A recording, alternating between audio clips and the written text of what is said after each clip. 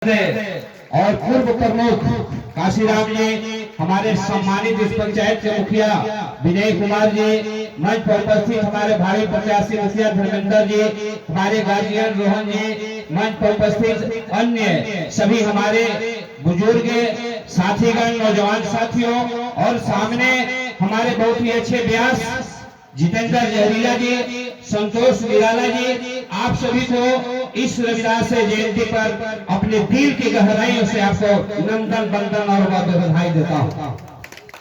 आज इस मंच से बहुत खुशी की बात है कि आज संत शिरोमणि रविदास जी के जन्मदिन पर हम लोग इकट्ठे हुए हैं। तो थोड़ी सी उनकी बारे में मैं आप लोगों से, मैं अध्यक्ष जी से कहूंगा 1-2 मिनट में ज्यादा समय ले लूंगा।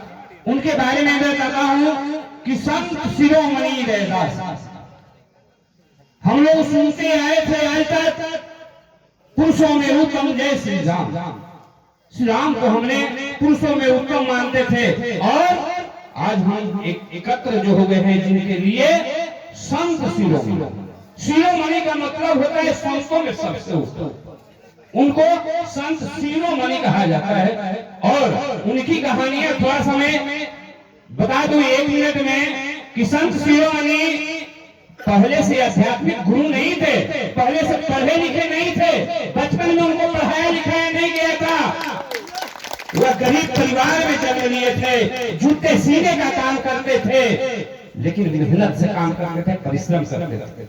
लेकिन उसी मेहनत के साथ साथ जो कमाई होती थी, जो परिश्रम से इकट्ठा करते थे, वो अपने जूते सी करके संतों को देते थे। और उस संतों का पहले का जानते हैं आपको जूता मिलता था, आज उस चमड़ा के जूता के पहनने के लिए कुछ संत लोग नहीं पहनते, लेकिन वही संत रविदास जी उसी चमड़े के जूते को संत जो लोगों को जूता पहना जूता लेते।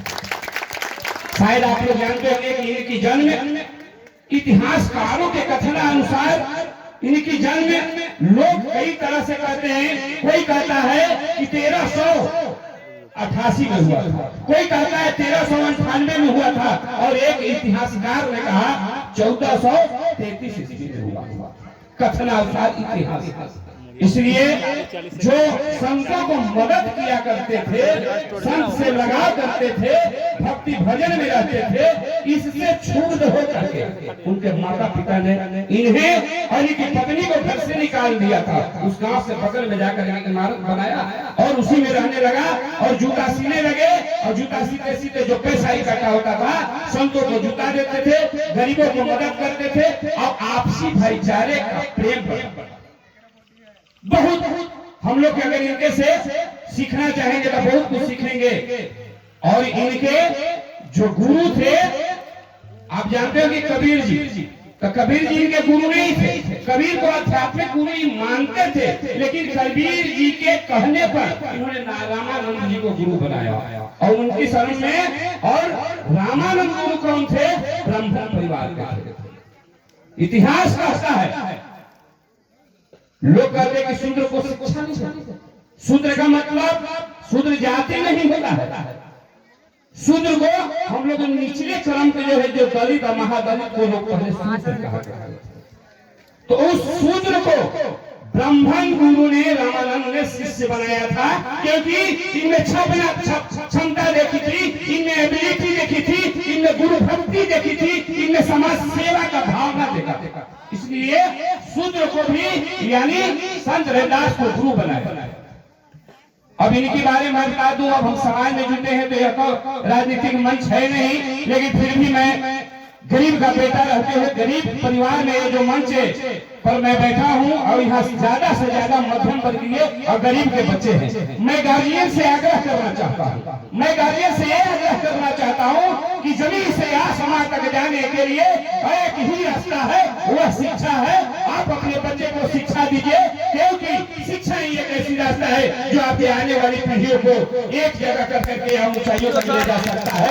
इसलिए आप शिक्षा दीजिए। और कहेंगे मैं गरीब हूँ, मैं मजदूरी करता हूँ, मैं बच्चों को कहाँ से शिक्षा दूँ? मैं एक उपाय बताता हूँ आपको। आप 300 रुपया प्रतिदिन मजदूरी करते हैं, 30 दिन नहीं कमाते हैं, आप 25 दिन ही कमाते हैं, गुना कर दीजिए 75 या 75 रुपया का महीना कमाते हैं। छोड़ दीजिए 5 दिन और घटा दिए, 20 दिन से मजदूरी करते हैं आप, तो 20 दिन की मजदूरी में 20 या 60 यानी 6000 रुपया कमाते हैं। और 6000 रुपया में 5000 रुपया में आप अपने जीवन यापन को कीजिए, जीवन यापन में लगा दीजिए।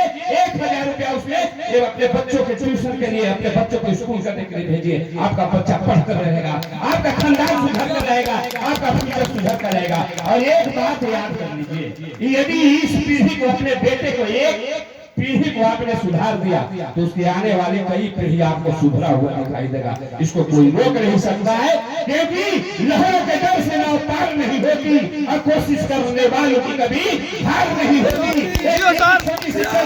फिसल करके गिर जाती है, किसी की कोशिश कभी बेकार नहीं जाती, किसी की कोशिश कभी बेकार नहीं जाती। और मैं कुछ यहाँ देखते हैं कि स्टूडेंट है, आज मैंने यहाँ आया तो देखा कि कहा कि रिजल्ट आता है, फॉर्म भरते हैं, परीक्षा देते हैं, हम लोग फेल हो जाते हैं। उनके लिए हमें एक संदेश देना चाहता हूँ, नौजवानों, मेहनत करो, आगे बढ़ो, दिन रात पढ़ो, आपकी मेहनत बेकार नहीं जाती।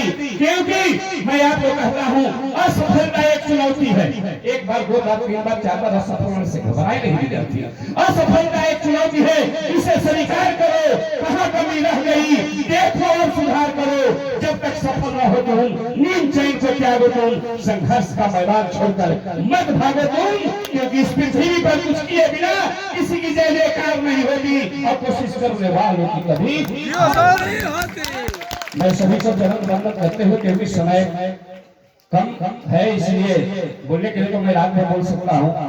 सभी को नंदन वंदन करते हुए और अपने संत शिरोमणि रैदास के चरणों में अपने सिर झुकाते हुए, जय हिंद, जय भारत, जय सवाल में गुजरता।